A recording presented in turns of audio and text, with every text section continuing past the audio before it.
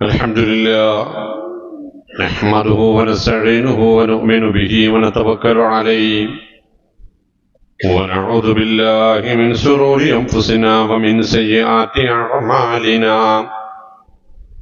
من يهده الله فلا مضل له ومن يضلل فلا هادي له وأشهد أن لا إله إلا الله وحده لا شريك له وأشهد أن محمدا عبده ورسوله أرسله بالهدى ودين الحق ليظهره على الدين كله ولو كره المشركون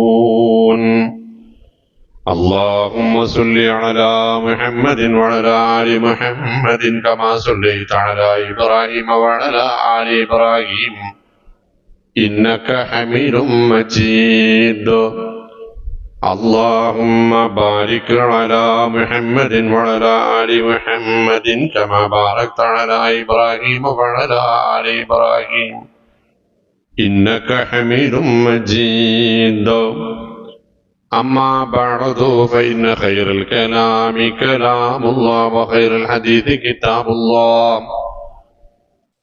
وخير الهدي هدي محمد صلى الله عليه وسلم وشر الأمور محدثاتها وكل محدثة بدعة وكل بدعة ضلالة وكل ضلالة في النار أعوذ بالله السميع العليم من الشيطان الرجيم يا أيها الناس اتقوا ربكم الذي خلقكم من نفس واحدة وخلق منها زوجها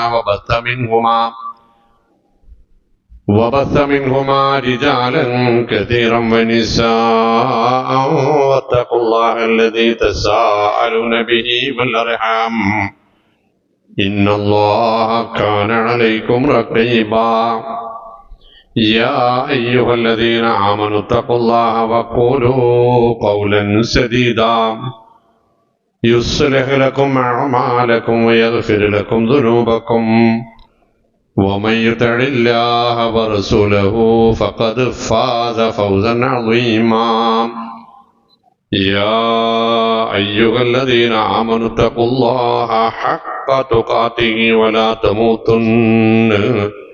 ولا تموتن إلا وأنتم مسلمون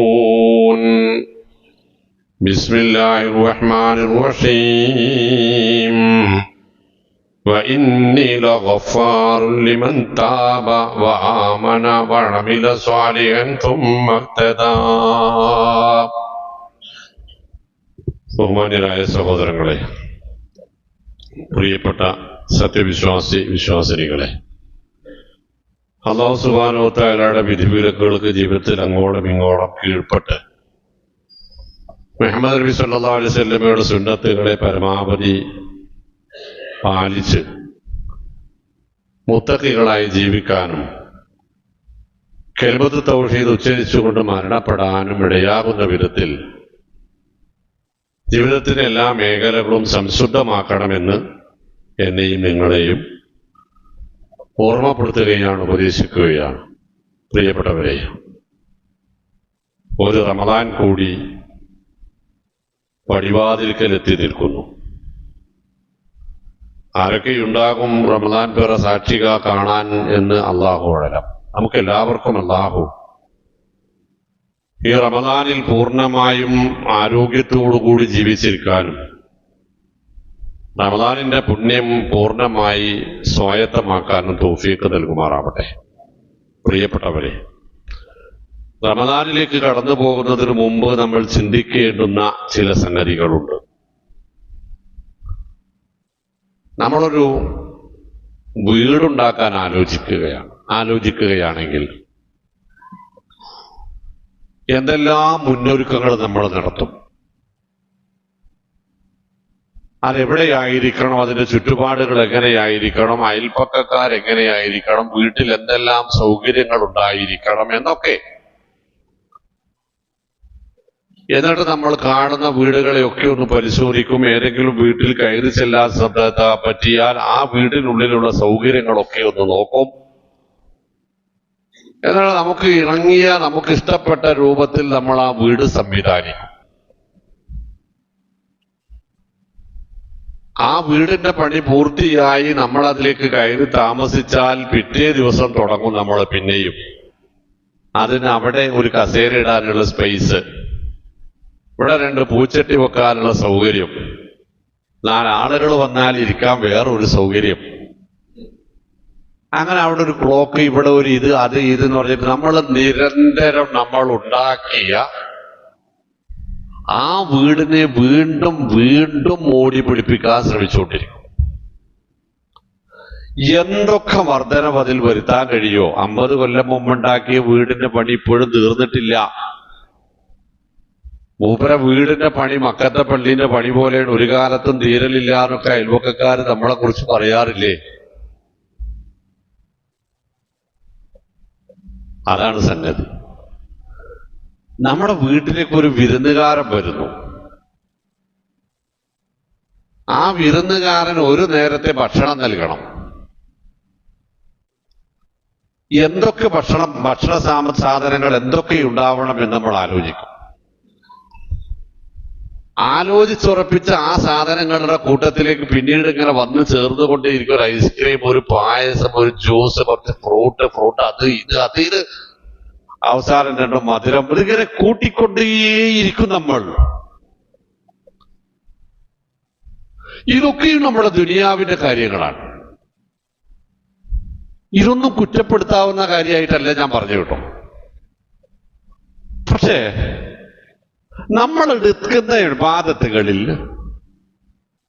അല്ലെങ്കിൽ നമ്മൾ എടുത്ത ഇബാദത്തുകളിൽ പൂർണ്ണതയുണ്ടോ എന്ന് നമ്മൾ എപ്പോഴെങ്കിലും ആലോചിച്ചിട്ടുണ്ടോ? നമ്മൾ എടുത്തുകൊണ്ടിരിക്കുന്ന ഇബാദത്തുകളിൽ എന്തെങ്കിലും കൂട്ടിച്ചേർക്കാറുണ്ടോ എന്നത് നമ്മൾ എപ്പോഴെങ്കിലും ളുഹ്ർ നമസ്കരിക്കുമ്പോൾ ഇന്ന കാര്യങ്ങളൊക്കെ അതിന് ഇന്ന് ളുഹ്ർ നിസ്കരിക്കുമ്പോൾ ഉണ്ടാവണമെന്ന് ആലോചിച്ചിട്ടുണ്ടോ? ഇല്ല. ചിലപ്പോൾ ഒന്നും എടുക്കുമ്പോ കയ്യും കാലിന്റെ ഒന്നും പിൻഭാഗം നനഞ്ഞിട്ട് പോലും ഉണ്ടാവില്ല. തലമുടി കേട് വരണ്ടാന്ന് വിചാരിച്ചിട്ട് തല തടവലിട്ട് പൂർണ്ണമായിട്ടുണ്ടാവില്ല. മിക്കവാറും ചില ആളുകളൊക്കെ ധൃതിയുടെ ഊക്കുകൊണ്ട് ഉദൂന് ശേഷമുള്ള ദുആ നടത്തിയിട്ടുണ്ടാവില്ല. ബാങ്ക് കൊടുക്കണോ വേണ്ടേന്ന് ഇപ്പോഴും സംശയ. ബാങ്കിന് ശേഷം പ്രാർത്ഥന വേണോ വേണ്ടേ? അത് അത്ര ഒന്നും വേണ്ട എന്നാണ്. നമസ്കാരത്തിൽ ഇപ്പൊ എന്താ ഫാത്തിഹ ഓതിയ പോരെ എന്നായി. നിൽക്കുന്ന സ്ഥലം കൃത്യമായി കഅബയിലേക്ക് തന്നെയാണോ തിരിപ്പേൻ അതിന്റെ ദിശ എന്നത്? ഇനി ഇതൊക്കെ ആലോചിച്ചു എന്ന് വരട്ടെ. ഇതെല്ലാം തയ്യാറായിട്ട് നമസ്കരിക്കാൻ നിന്നാൽ പിന്നെ സലാം വീട്ടിയാലാണ് നമുക്ക് പരിസരബോധം ഉണ്ടാവുക, നമ്മൾ നമസ്കാരത്തിലായിരുന്നു എന്ന ബോധം. തക്ബീറത്തുൽ ഇഹ്റാമിൽ നെഞ്ചത്താണ് കൈവച്ചാൽ പിന്നീട് അന്നോളം ചെയ്തു കൂട്ടിയ എല്ലാ കാര്യങ്ങളും ഇനി ചെയ്യേണ്ട കാര്യങ്ങളെ കുറിച്ചുമാണ് ആലോചന ഉണ്ടാവുക. പരലോകത്തിന്റെ കാര്യം വരുമ്പോൾ നമ്മുടെ സൂക്ഷ്മത, നമ്മുടെ ഇബാദത്തിന്റെ പൂർണ്ണത, ഇബാദത്തിൽ ഇനി വർദ്ധിപ്പിക്കേണ്ടത് എന്ത് എന്നതെല്ലാം നമ്മൾ മറന്നു പോകുന്നു എന്നാ ഞാൻ പറഞ്ഞതിന് സത്യം. എനിക്കും നിങ്ങൾക്കൊക്കെ പറയാം, റമദാൻ വരുന്ന എന്താ പത്ര പ്രത്യേകത? കഴിഞ്ഞുള്ള റമദാനല്ലേ? അതിന് മുമ്പത്തെ പോലെ തന്നെ അല്ലേ? അതിന്റെ മുമ്പത്തെ പോലെ ഞാൻ 10 കൊല്ലായി നോമ്പെടുക്കാൻ തുടങ്ങിയിട്ട്, ഞാൻ 20 കൊല്ലായി, ഞാൻ 50 കൊല്ലായി, 60 കൊല്ലായി. ഇതിപ്പോ എന്റെ ഒരു പുതുമ. അങ്ങനെയാണോ സത്യത്തിൽ? ഇത് കഴിഞ്ഞ കൊല്ലത്തെ നോമ്പാണോ? ഞാൻ ആലോചിക്കാൻ വേണ്ടി പറയണേ. ഇത് കഴിഞ്ഞ വർഷത്തെ റമദാനാണോ? അല്ല. ഇത് 60-70 കൊല്ലം മുമ്പുള്ള റമദാനാണോ? അല്ല. നമുക്കൊരു 4 പെൺമക്കളെ കെട്ടിക്കാനുണ്ടെന്ന് വിചാരിച്ചോളൂ. പെട്ടെന്ന് കാര്യം മനസ്സിലാവാനാ. അതിൽ നമ്മൾ മൂത്ത മോളെ കല്യാണം കഴിച്ചു വിട്ടു. മൂത്ത മോളുടെ ഭർത്താവാണ് നമ്മുടെ വീട്ടിലെ പുതിയാപ്പള. എത്ര കാലം ഉണ്ടാകും? പിറ്റേത്തെ കൊല്ലം 2ാമത്തെ മോളെ കല്യാണം കഴിക്കുന്നത് വരെ ഉണ്ടാകും. പിന്നെ ഇയാൾ ആരായി? കഴിഞ്ഞ വർഷത്തെ പുതിയാപ്പള ഇപ്പൊ ആരാ? പഴയ മാപ്പിളയാണ്. അടുത്ത കൊല്ലം വേറെ കുട്ടിയെ കെട്ടിച്ചാലോ? മോമിനികളെ ഇങ്ങനെയാണ്. ഇത് കഴിഞ്ഞ വർഷത്തെ നോമ്പല്ല, ഇത് ഈ വർഷത്തെ നോമ്പാണ്. അതുകൊണ്ട് തന്നെ കഴിഞ്ഞ വർഷത്തെ നോമ്പിനെ പോലെ ഇത് ആയിക്കൂടാ. കഴിഞ്ഞ വർഷത്തെ റമദാനിന് കൊടുത്ത പരിഗണന പോരാ. കാരണം ഇനിയൊരു റമദാൻ കൂടി കിട്ടിക്കൊള്ളണമെന്ന് ഒരു ഉറപ്പോ നമുക്കില്ല. അതുകൊണ്ട് പണ്ട് കെട്ടിച്ചു വിട്ട മക്കളൊക്കെ അവിടെ നിൽക്കട്ടെ, നമുക്കൊരു പുതിയ മോളെ കല്യാണം കഴിച്ചു വിടാൻ പോവാണെന്ന് നമ്മൾ വിചാരിച്ചാൽ മതി. എന്നിട്ട് കഴിഞ്ഞ വർഷത്തെ നോമ്പുകളെയൊക്കെ കൂടെ കൂട്ടിച്ചേർത്തിട്ടൊന്ന് ആലോചിക്കുക. ഒരു വീടുണ്ടാക്കാൻ വേണ്ടിയിട്ട് ഒരു 10-40 വീട് നമ്മൾ കയറി പരിശോധിച്ചിട്ട് അതിലെല്ലാം ഉള്ള സൗകര്യങ്ങളൊക്കെ കൂടെ ഇവിടെ വേണം എന്ന് വിചാരിച്ചിട്ടാണല്ലോ നമ്മളിപ്പോ പുതിയൊരു വീടുണ്ടാക്കിയത്. കഴിഞ്ഞ വർഷങ്ങളിൽ നോമ്പിനെ കുറിച്ചൊക്കെ ഒന്ന് ആലോചിക്കുക. എന്നിട്ട് അവിടെയൊക്കെയുള്ള നന്മകളെ എടുക്കുകയും അവിടങ്ങളിൽ നമുക്ക് വന്നുപോയ വീഴ്ചകളെ, അബദ്ധങ്ങളെ തിരിച്ചറിഞ്ഞ് അതിൽ നിന്ന് ഒഴിവാകുകയും ആ അബദ്ധങ്ങളുടെ സ്ഥാനത്ത് പുതിയ നന്മകൾ കൂട്ടിച്ചേർത്തുകൊണ്ട് ഒരു കുഴപ്പവുമില്ലാത്ത പൂർണ്ണാർത്ഥത്തിലുള്ള നോമ്പായി. അതാണ് റസൂലുള്ളാഹി സ്വല്ലല്ലാഹു അലൈഹി വസല്ലം തങ്ങൾ പറഞ്ഞത്. ഒരാളൊരു സ്വപ്നം കാണുന്നു, ഒരു സ്വഹാബിയാണ്. അദ്ദേഹത്തിന്റെ കൂട്ടുകാരായിരുന്ന 2 പേർ, ആ 2 പേരും ഒന്നിച്ച് ഇസ്ലാം സ്വീകരിച്ചവരാണ്. ആ 2 പേരും മരണപ്പെട്ടു പോയി. ഒരാളൊരു യുദ്ധത്തിൽ രക്തസാക്ഷിയാവുകയാണ് ചെയ്തത്. അപരൻ രക്തസാക്ഷിയായ ഈ സുഹൃത്തിന് ശേഷം 1 വർഷം കൂടി ജീവിച്ചിരുന്നവരാണ്. എന്നിട്ട് അയാൾ സ്വാഭാവികമായ മരണം വരിച്ചു. പക്ഷേ ഈ സഹോദരന്റെ സ്വപ്നത്തിൽ കണ്ടത്, സാധാരണ മരണം വരിച്ച ഈ സഹോദരൻ രക്തസാക്ഷിയായ ആ സഹോദരനേക്കാൾ മുമ്പേ സ്വർഗപ്രവേശനം നേടുന്നതാണ്. അദ്ദേഹത്തിന് അത് വിശ്വസിക്കാൻ കഴിഞ്ഞില്ല. രക്തസാക്ഷിയേക്കാൾ മുമ്പ് മറ്റൊരാൾ സ്വർഗാവകാശിയാവുകയോ? അദ്ദേഹം റസൂലുള്ളാഹി സ്വല്ലല്ലാഹു അലൈഹി വസല്ലം തങ്ങളോട് ചെന്നിട്ട് പറഞ്ഞു, അള്ളാന്റെ റസൂൽ എങ്ങനെ ഒരു സംഗതിയുണ്ട്, അതൊരു പേക്കിനാവാന്നാ ഞാൻ വിചാരിക്കണത്, അല്ല അത് സത്യങ്ങാനാണോ? ആണെങ്കിൽ എന്തായിരിക്കും കാരണം? നബി സല്ലല്ലാഹു അലൈഹി വസല്ലം ഒരൊറ്റ ചോദ്യമേ ചോദിച്ചുള്ളൂ, മോമിനീങ്ങൾ അത് സ്വന്തം മനസ്സിനോട് ചോദിക്കാം. അയാൾ 1 വർഷം കൂടി ജീവിച്ചിരുന്നു എന്നല്ലേ താങ്കൾ പറഞ്ഞത്? അതെ. അവലൈസ ശഹീദ റമളാനുൻ ആഖർ, അപ്പോ അയാൾ പുതിയ വേറെ ഒരു റമളാനിന് കൂടി സാക്ഷിയായിട്ടുണ്ടാവുമല്ലോ. അയാൾക്ക് ആ ഷഹാദത്ത് വരിച്ച ഷഹീദിനേക്കാൾ കൂടുതൽ 1 മാസക്കാലത്തെ നോമ്പ് കൂടുതൽ കിട്ടിയിട്ടുണ്ടാവില്ലേ? ഉണ്ട്. അതാണ് അതിന്റെ കാരണം. രക്തസാക്ഷിയുടെ പദവിക്ക് കുറവ് വരുത്തുകയല്ല റസൂൽ സല്ലല്ലാഹു അലൈഹി വസല്ലം ചെയ്തത്. 1 വർഷത്തെ നോമ്പ് കൊണ്ട് ഒരു സത്യവിശ്വാസിക്ക് ലഭിക്കുന്ന അത്ഭുതകരമായ പദവിയുടെ ഉയർച്ചയെ സൂചിപ്പിക്കുകയാണ്. എങ്കിൽ 50 വർഷം നോമ്പെടുത്തവർക്ക് ഇപ്പൊ ആലോചിക്കാമോ സ്വന്തം നെഞ്ചത്ത് കൈവച്ച് ഈ ഒരു അനുഗ്രഹം നമുക്ക് കിട്ടാനിടയുണ്ട്. കാരണം നമ്മൾ ഇത്രയും കാലം അവിടെ നോമ്പെടുത്തിട്ടുണ്ട് എന്നത്. നമ്മളിൽ നിന്ന് മരണപ്പെട്ടു പോയ ആളുകൾക്ക് ലഭിക്കാത്ത അല്ലാഹു സുബ്ഹാനഹു വ തആല അവരിലെ സത്യവിശ്വാസികൾക്കെല്ലാം സ്വർഗം പ്രദാനം ചെയ്യുമാറാവട്ടെ. പക്ഷെ അവർക്കൊന്നും ലഭ്യമാവാത്ത ഒരു അനുഗ്രഹം കൂടി നമുക്കിതാ വന്നുകൊണ്ടിരിക്കുന്നു. എന്നിട്ട് നമ്മൾ എന്ത് തയ്യാറെടുപ്പ് നടത്തി? നമ്മുടെ വീട് ഭംഗിയായി, പള്ളിയൊക്കെ കഴുകി വൃത്തിയാക്കി, എല്ലാം മോടി പിടിപ്പിച്ച്, വീട്ടുപകരണങ്ങൾ മോടി പിടിപ്പിച്ച്, എല്ലാത്തും മൊത്തം പൊടിയും കറയും ഒക്കെ തട്ടിക്കളഞ്ഞ് എല്ലാം നന്നായി. ഭക്ഷണം ഉണ്ടാക്കാൻ വേണ്ടി, പലഹാരങ്ങൾ ഉണ്ടാക്കാൻ വേണ്ടി പുതിയ പാത്രങ്ങൾ വരെ വാങ്ങി വെച്ചു.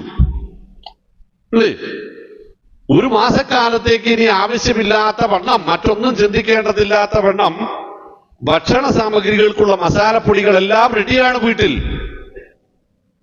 പക്ഷേ ആര് റെഡിയല്ല?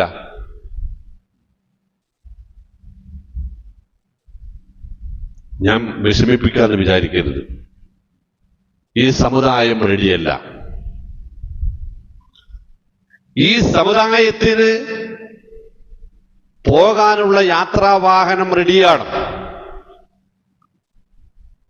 ധരിക്കാനുള്ള വസ്ത്രം റെഡിയാണ്, കൊണ്ടുപോകാനുള്ള ആളുകൾ റെഡിയാണ്, കുളിപ്പിക്കാനുള്ള വെള്ളവും സുഗന്ധവും റെഡിയാണ്, കിടക്കാനുള്ള വീട് റെഡിയാണ്. യാത്രക്കാരനായ ഈ സമുദായത്തിന്റെ മെമ്പർ ഇവന്റെ കഫൻ പുടവ റെഡിയാണ്, കബറ് റെഡിയാണ്, കുളിപ്പിക്കാനുള്ള വെള്ളം റെഡിയാണ്, കൊണ്ടുപോകാനുള്ള ആളുകൾ റെഡിയാണ്, എല്ലാം തയ്യാറാണ്. പക്ഷെ പോകാനുള്ള യാത്രക്കാരൻ, അതാണ് റസൂലുള്ളാഹി സ്വല്ലല്ലാഹു അലൈഹി വസല്ലം തങ്ങൾ പറഞ്ഞത്, മൻ സ്വാമ യൗമൻ ഫീ സബീലില്ലാഹി ബഅദല്ലാഹു വജ്ഹഹു അനിൻ നാരി ബിദാലിക്കൽ യൗമി ബിസബഈന ഖരീഫ. ഒരൊറ്റ പകൽ ഒരു റമദാൻ മാസത്തിൽ അള്ളാഹു പഠിപ്പിച്ചതുപോലെ, അള്ളാന്റെ റസൂൽ സല്ലല്ലാഹു അലൈഹി വസല്ലം ചെയ്തതുപോലെ അള്ളാഹുവിന്റെ തൃപ്തി മാത്രം മോഹിച്ച് ഒരൊറ്റ പകൽ ഒരാൾക്ക് ഒരു റമദാനിൽ നോമ്പനുഷ്ഠിക്കാൻ കഴിഞ്ഞാൽ ബഅദല്ലാഹു വജ്ഹഹു അനിൻ നാരി ബിദാലിക്കൽ യൗമി ബിസബഈന ഖരീഫ. ആ ഒരൊറ്റ പകലിലെ നോമ്പിന് പകരമായി നരകത്തിൽ നിന്ന് 70 ദിവസം 70 വർഷക്കാലം നടന്നാലെത്തുന്ന അത്രയും ദൂരേക്ക് അള്ളാഹു അവനെ രക്ഷപ്പെടുത്തിയെടുക്കും. അതാണ് റമദാൻ. 50-60 കൊല്ലം താമസിക്കാനുള്ള ഒരു വീടിന് വേണ്ടി ഇത്രമാത്രം ന്യൂനതകൾ തീർത്ത് അറ്റകുറ്റപ്പണികൾ സാധാരണ സ്ഥിരമായി നടത്തി പെയിന്റ് ചെയ്ത് മോടികൂട്ടി വീട്ടുപകരണങ്ങൾ ഇടയ്ക്കിടെ മാറ്റിക്കൊണ്ടിരിക്കുന്നവർക്ക് 1000 വർഷത്തെ ദൈർഘ്യമുള്ള ദിവസങ്ങളുള്ള അനന്തമായ ഒരു ലോകത്തേക്കുള്ള യാത്ര എല്ലാം റെഡിയാക്കപ്പെട്ടിട്ടും ആ യാത്രക്കുള്ള തയ്യാറെടുപ്പിന് വേണ്ടി സ്വന്തം മനസ്സിനെ അതൊന്ന് നന്നാക്കാൻ, ടട്ടി മാത്രം നന്നാക്കണ്ടെന്നല്ല, പള്ളി പട്ടക്കാരും വീട് പറമ്പ് നന്നാക്കണ്ടെന്നല്ല, പക്ഷെ അല്ലാഹു സുബ്ഹാനഹു വ തആല പറഞ്ഞത് ഫതസവ്വദു, നിങ്ങൾ ആവശ്യമായ എല്ലാ മുന്നൊരുക്കങ്ങളും നടത്തിക്കൊള്ളുക. ഹജ്ജുമായി ബന്ധപ്പെട്ട ആയത്താണ്.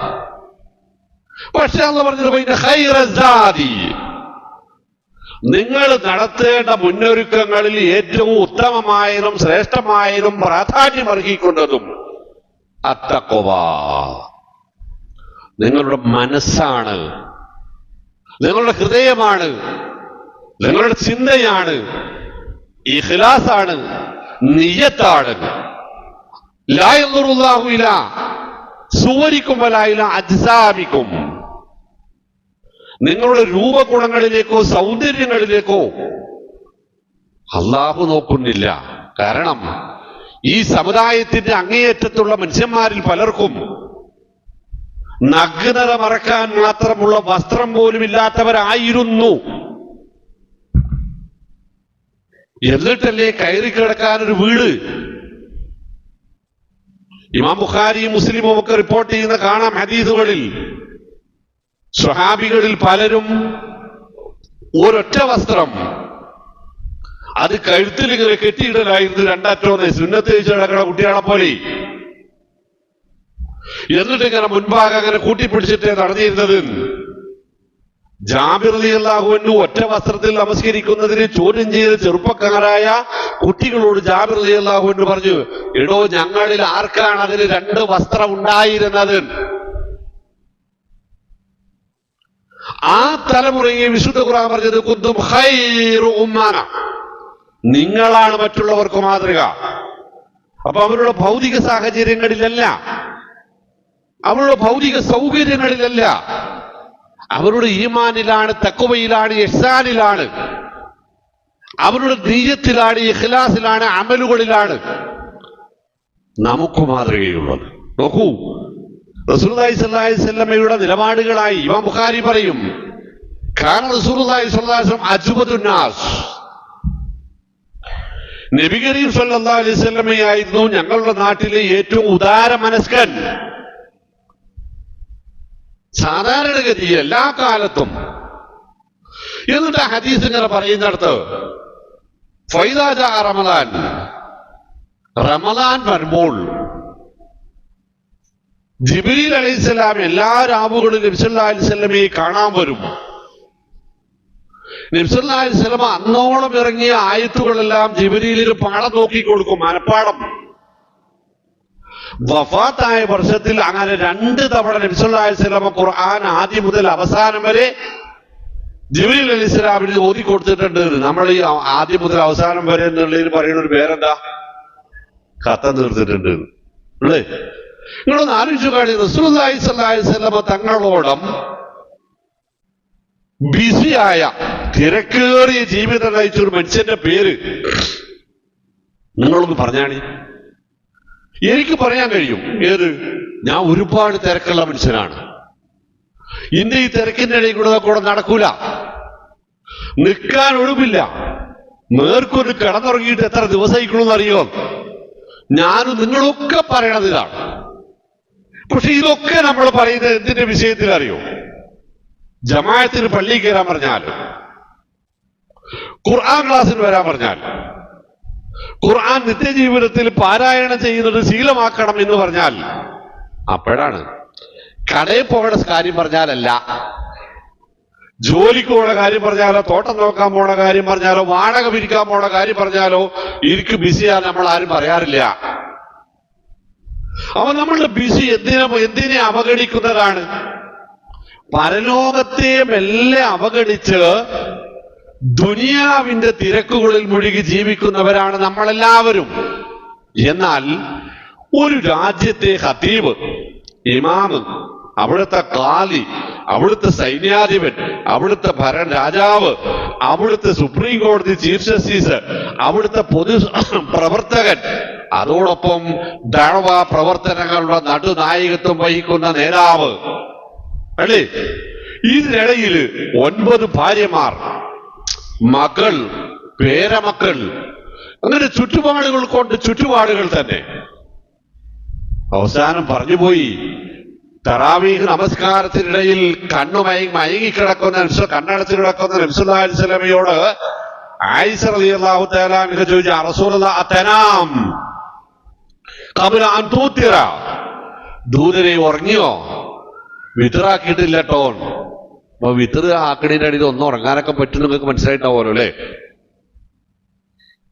യാ റസൂലല്ലാഹ് തനാമു ഖബല അൻ തൂത്തിറ, റസൂലെ ഉറങ്ങിയോ? വിത്തറാക്കിയിട്ടില്ലല്ലോ. അപ്പൊ മറുപടി എന്താ അറിയോ?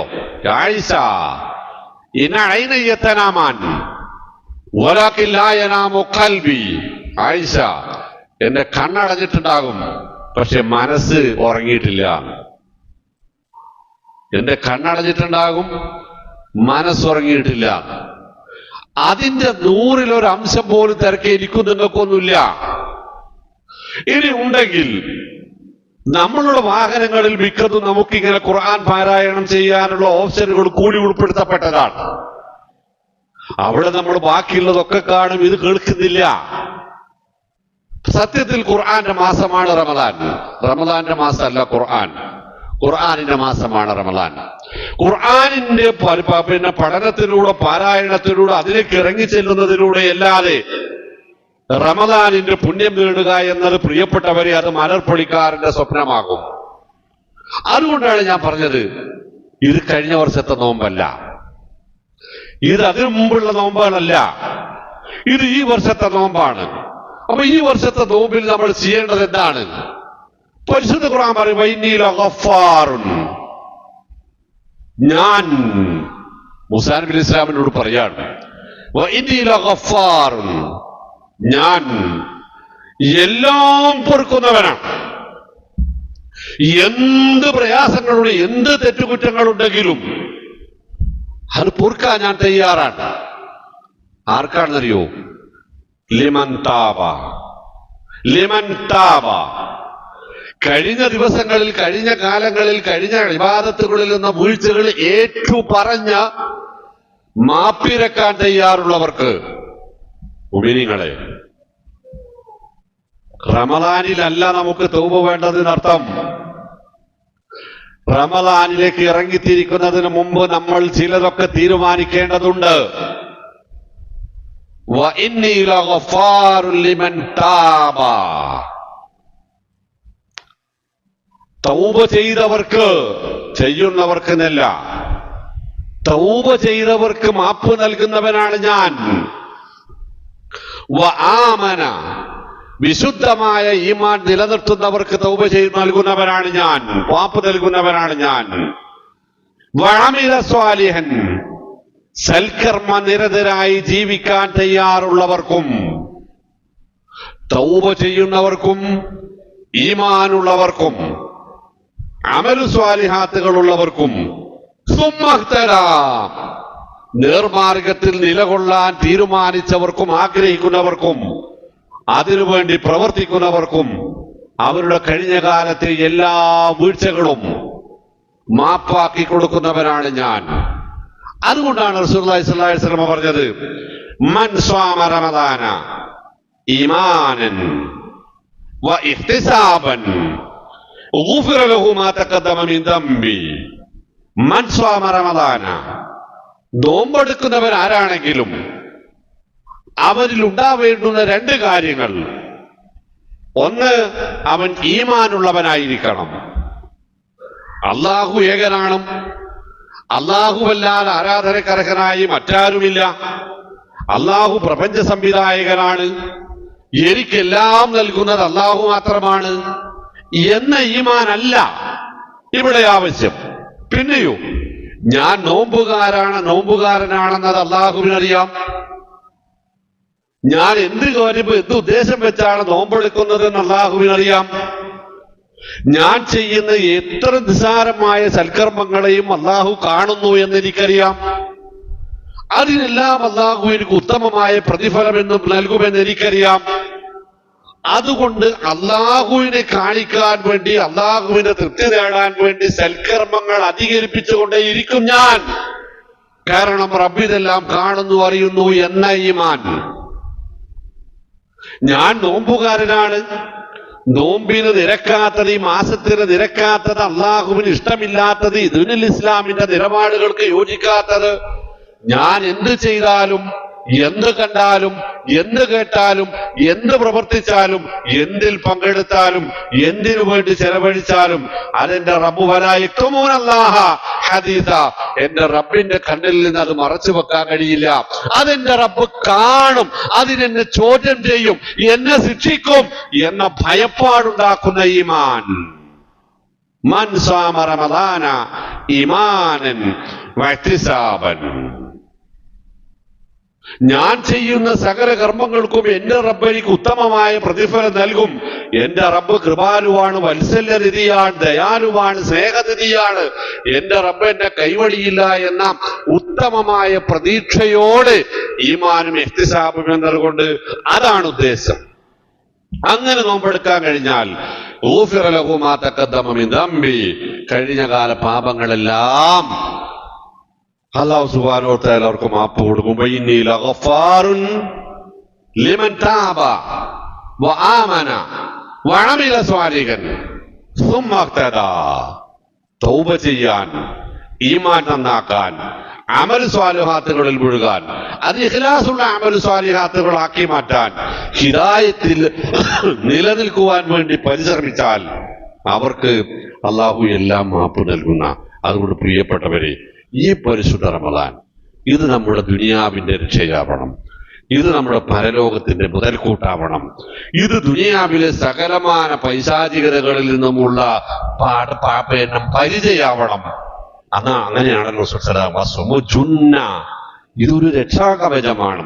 ഈ രക്ഷാകവചത്തിനുള്ളിലേക്ക് കയറുമ്പോൾ തന്നെ ഒരുപാട് മാലിന്യങ്ങളും വഹിച്ചുകൊണ്ടാണ് കയറുന്നത് എങ്കിൽ അതിനുള്ളിൽ കടന്ന് ഈ മാലിന്യവും അവിടെ നിൽക്കുക എന്നല്ലാതെ ഈ മാലിന്യ മുക്തമായ ശരീരവും മനസ്സും ഈമാനും ഇബാദത്തുമായിട്ട് വേണം നമ്മൾ പരിശുദ്ധ റമദാനിലേക്ക് കടന്നു പോകാൻ. അത്തരം ഒരു മനസ്സ്, അത്തരം തീരുമാനങ്ങൾ, ഉറച്ച നിലപാടുകൾ എടുക്കാൻ ഇനി 2 ദിവസം കൂടി നമ്മുടെ മുമ്പിൽ ഇൻഷാ അല്ലാഹ് ബാക്കിയുണ്ട്. അതിനുള്ളിൽ നമ്മൾ സന്നദ്ധരാവണം. അള്ളാഹു തൗഫീഖ് നൽകുമാറാവട്ടെ. اللهم ولوالدي رب الحمد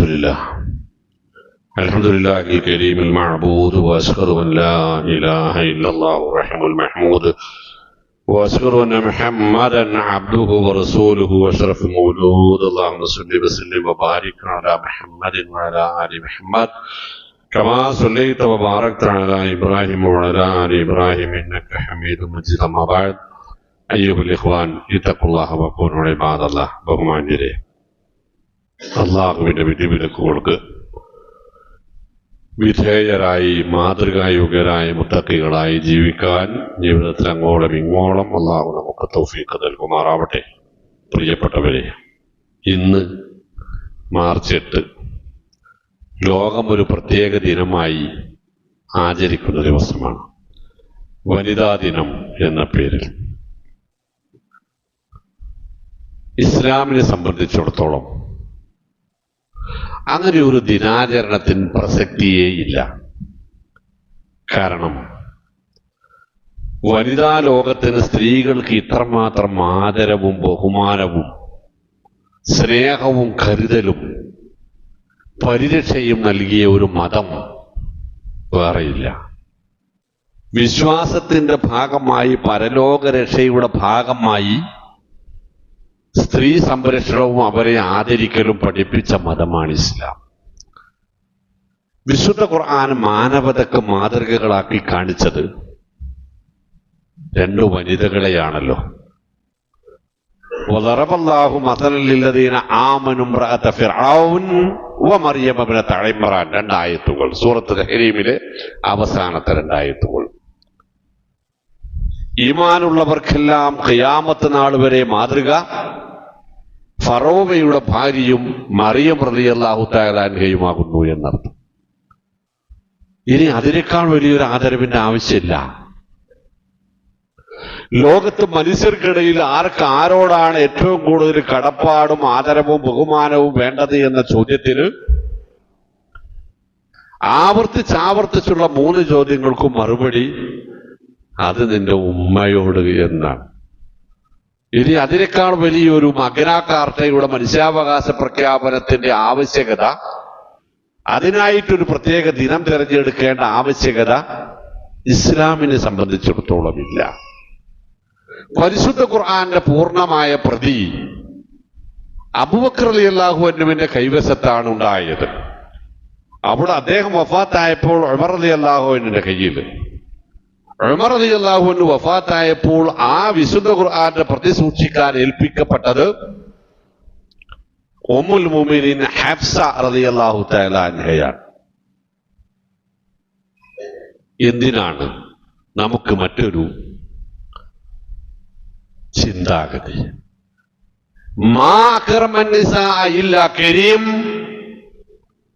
വലാ അഹാനഹുന്ന ഇല്ലാ ലഈം എന്ന് മുഹമ്മദ് നബി സല്ലല്ലാഹു അലൈഹി വസല്ലം. ഈ സമുദായത്തിലെ മാന്യതയുടെ മാനദണ്ഡം സ്ത്രീകളോടുള്ള പെരുമാറ്റത്തിനനുസരിച്ചാകുന്നു.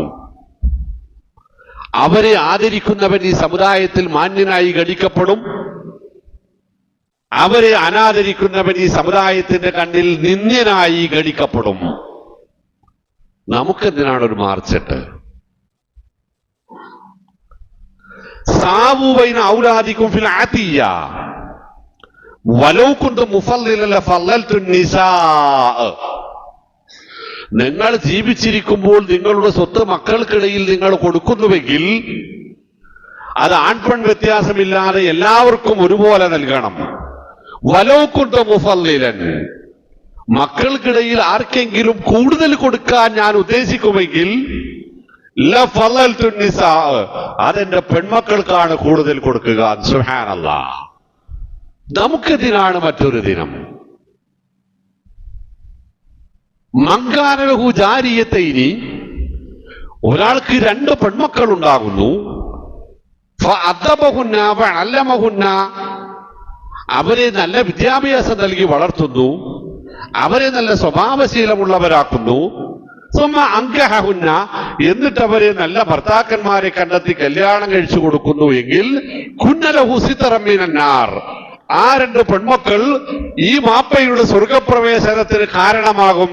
നരകപ്രവേശനത്തിന് സാധ്യതയുണ്ടെങ്കിൽ തന്നെ ഈ പെൺമക്കൾ അദ്ദേഹത്തെ തടയും, രക്ഷപ്പെടുത്തുമെന്ന് പഠിപ്പിച്ച മതം ഇസ്ലാം അല്ലേ? നമ്മൾ ഈ സിന്ദാബാദ് വിളിക്കലിന്റെ പ്രിയപ്പെട്ട സഹോദരിമാരെങ്കിലും രാവിലെ അത് കണ്ടതുകൊണ്ടാ പറയുന്നത്. ഇതിന് ടി വി ക്യാമറയുടെ മുമ്പിൽ നിന്ന് കൊടുക്കുന്നതും ഈ വളിച്ച ചോദ്യങ്ങൾക്ക് മറുപടി പറയുന്നതും ഒക്കെ തട്ടം വിട്ട നമ്മുടെ മക്കളാണ്, നമ്മുടെ സഹോദരിമാരാണ്. സമുദായത്തിന്റെ കാഴ്ചപ്പാട് വേറെയാണെന്നെങ്കിലും മക്കളെ നിങ്ങൾ മനസ്സിലാക്കേണ്ടതുണ്ട്. വനിതാ ദിനം എന്ന ഒരു ദിനത്തിന്റെ ആവശ്യകതയില്ലാത്തവണ്ണം ഒരു നോട്ടം കൊണ്ടുപോലും വിഷമിപ്പിക്കാതെ പൊതിഞ്ഞു പിടിച്ച് സംരക്ഷിച്ച് കൊണ്ടു നടക്കേണ്ടവരാണ് അവർ എന്ന് വിശുദ്ധ ഖുർആനും തിരുസുന്നത്തും നമ്മളോട്. ഈ കാര്യങ്ങൾ ഞാൻ ഇതിപ്പോ പറയാൻ കാരണം ഇസ്ലാം എന്താണെന്ന് നമ്മൾ പഠിക്കേണ്ടതുണ്ട് എന്നർത്ഥം. നമ്മുടെ വീടുകളിൽ ഇതിനനുസരിച്ച് അവർക്ക് സംരക്ഷണം, അവർക്ക് അതിന്റെ ബാധ്യതകൾ, അവർക്ക് അവരുടെ അവകാശങ്ങൾ കിട്ടേണ്ടതുണ്ട്. അവർക്ക് ആവശ്യമായ അർഹതപ്പെട്ട ആ ആദരവും ബഹുമാനവും സ്നേഹവും കരുതലും അവരുടെ വ്യക്തിത്വ വികാസത്തിന് ആവശ്യമായ പഠനങ്ങളും അതിനുള്ള സംവിധാനങ്ങളും എല്ലാം മതകീയമായ ആരാധനാംശമുള്ള പരലോകത്തിൽ ശിക്ഷകൾ നൽകപ്പെടാൻ കാരണമാകുന്ന കർമ്മങ്ങളായിട്ടാണ് ഇസ്ലാം നമ്മളെ പഠിപ്പിച്ചിട്ടുള്ളത്. അതുകൊണ്ടാണ് ഇസ്ലാമിനോളം നല്ല ഒരു മതം ലോകത്ത് വേറെയില്ല. ഇസ്ലാം പ്രകൃതിയോട് ചേർന്ന് നിൽക്കുന്നതാണ്, മനുഷ്യ പ്രകൃതിയോടാണ് അതിന് താല്പര്യമുള്ളത്. വലഖദ് കറംനാ ബനീ ആദം, മനുഷ്യനെ ആദരിച്ചവനാണ് മനുഷ്യന്റെ സൃഷ്ടാവായ അള്ളാഹു. അള്ളാഹു ആദരിച്ച അള്ളാഹുവിന്റെ പടപ്പുകളിൽ ചിലതിനെ നമ്മളായിട്ട് അനാദരിക്കുകയോ. അസ്റഫുൽ ഖൽഖ് സല്ലല്ലാഹു അലൈഹി വസല്ലമ അവസാന ശ്വാസം വിടുമ്പോൾ പറഞ്ഞത് എന്താണെന്നറിയങ്ങള്? അലാ വസ്സലാ വസ്തൗസു ബിന്നിസാഇ ഖൈറാ, സമുദായമേ നമസ്കാരം ഉപേക്ഷിക്കാതെ നിലനിർത്തണം. നിങ്ങളുടെ വീടുകളിലെ സ്ത്രീകളോട് നിങ്ങൾ അന്തസ്സായി മാന്യമായി ആദരവോടുകൂടി പെരുമാറണം. 14 നൂറ്റാണ്ട് മുമ്പേ നമ്മുടെ സമീപനം തീരുമാനിക്കപ്പെട്ടിട്ടുണ്ട്. ആ സമീപനത്തെ കടമെടുത്താണ് പുതിയൊരു ദിനത്തിലെങ്കിലും നിങ്ങൾ ഇതൊന്ന് ഓർമ്മ വെക്കണം എന്ന് ഐക്യരാഷ്ട്രസഭയൊക്കെ തീരുമാനിച്ചത്. അപ്പൊ മുസ്ലിമീങ്ങൾ ഈ 2 കാര്യങ്ങൾ ശ്രദ്ധ കേന്ദ്രീകരിക്കുക. ഒന്ന്, നമ്മൾ ഏത് സമയവും മരിക്കാറായിരിക്കുന്നു എന്ന്. നമ്മൾ ഏത് സമയവും മരിക്കാറായിരിക്കുന്നു, നമ്മൾ തയ്യാറായിട്ടുണ്ടോ എന്ന് നമ്മൾ ആലോചിക്കുക. നമ്മളുടെ സഹോദരിമാർ ഈ സമുദായം അങ്ങേയറ്റം ആദരവ് നൽകണമെന്ന് നമ്മളോട് നിഷ്കർഷിച്ചവരാണ്. അത് വകവെച്ചു കൊടുക്കാൻ നമ്മൾ തയ്യാറാവുക. അള്ളാഹു അനുഗ്രഹിക്കുമാറാവട്ടെ. ഒരു റമദാനിനെ കൂടി മുഴുവനായും ആചരിക്കാനും എല്ലാ നന്മകളിലും പരമാവധി ഭാഗഭാക്കുകളാവാനും നിസ്സാരമായതാണെങ്കിൽ പോലും എല്ലാ തിന്മകളിൽ നിന്നും മനഃപൂർവ്വം അകന്നു നിൽക്കാനും അള്ളാഹു സുബ്ഹാനഹു വ തആല നമുക്ക് തൗഫീഖ് നൽകുമാറാവട്ടെ. കഴിഞ്ഞ വർഷങ്ങളിൽ വന്ന എല്ലാ തരത്തിലുള്ള ന്യൂനതകളിൽ നിന്നും രക്ഷപ്പെട്ട് സമ്പൂർണ്ണാർത്ഥത്തിൽ നബി തിരുമേനി സ്വല്ലല്ലാഹു അലൈഹി വസല്ലമയും സ്വഹാബത്തും നോമ്പനുഷ്ഠിച്ചതുപോലെ നോമ്പെടുക്കാൻ റബ്ബ് സുബ്ഹാനഹു വ തആല നമുക്ക് തൗഫീഖ് നൽകുമാറാവട്ടെ. ഈ പരിശുദ്ധ റമദാനിൽ നബി തിരുമേനി സ്വല്ലല്ലാഹു അലൈഹി വസല്ലം അവിടുത്തെ ജീവിതത്തിന്റെ അവസാന വർഷത്തിലെ റമദാനിൽ ചെയ്തതുപോലെ ചുരുങ്ങിയത് 2 തവണയെങ്കിലും വിശുദ്ധ ഖുർആൻ ആദ്യം അധ്യാന്തം കൃത്യമായി പാരായണം ചെയ്യാനുള്ള തൗഫീഖ് നമുക്ക് പ്രദാനം ചെയ്യുമാറാവട്ടെ. അതിന് പറ്റുന്ന രൂപത്തിൽ എല്ലാ നിലയിലും നോമ്പനുഷ്ഠിക്കാൻ പറ്റുന്ന രൂപത്തിൽ നമുക്കും നമ്മുടെ വീടുകളിലുള്ളവർക്കും ഈ സമുദായത്തിലെ മുഴുവൻ ആളുകൾക്കും അള്ളാഹു ആരോഗ്യവും ആഫിയത്തും ദീർഘായുസ്സും ഹിദായത്തും ഈമാനും തഖ്വയും പ്രദാനം ചെയ്യുമാറാവട്ടെ. ചെറുതും വലുതുമായ എല്ലാ തരത്തിലുള്ള രോഗങ്ങളിൽ നിന്നും വിഷമങ്ങളിൽ നിന്നും റഹ്മാനായ റബ്ബേ ഞങ്ങളെ കാത്ത് രക്ഷിക്കണമേ. സുബ്ഹാനേ. അള്ളാഹുവേ, ഞങ്ങളിൽ നിന്ന് മരണപ്പെട്ടു പോയ സത്യവിശ്വാസികളായ ഞങ്ങളുടെ പ്രിയപ്പെട്ടവർക്കെല്ലാം സ്വർഗം നൽകി അനുഗ്രഹിക്കണമേ റബ്ബേ. അവരോടൊപ്പം ജന്നാത്തുൽ ഫിർദൗസിൽ ഞങ്ങളെയും ഞങ്ങളുടെ മക്കളെയും പേരമക്കളെയും കൂടി ഉൾപ്പെടുത്തണമേ റഹ്മാനെ. അല്ലാഹുമ്മ ഇഗ്ഫിർ ലിൽ മുഅ്മിനീന വൽ മുഅ്മിനാത്ത് വൽ മുസ്ലിമീന വൽ മുസ്ലിമാത്ത് അൽ അഹ്യാഇ മിൻഹും വൽ അംവാത് ഇന്നക മുജീബു ദഅവാതി യാ ഖാദിയൽ ഹജാത്ത്. അല്ലാഹുമ്മ ആതിൽ ഉംറനാ വഹസ്സിൻ അമലനാ വഹസ്സിൻ ആഖിബതി അംറനാ യാ റബ്ബൽ ആലമീൻ. اللهم ربنا آتنا في الدنيا حسنة وفي الآخرة حسنة وقنا عذاب النار. ربنا تقبل منا إنك أنت السميع العليم وتب علينا إنك أنت التواب الرحيم واغفر لنا ذنوبنا وخطايانا يا غافر المذنبين. توفنا مسلمين والحقنا بالصالحين وصلى الله وسلم على محمد.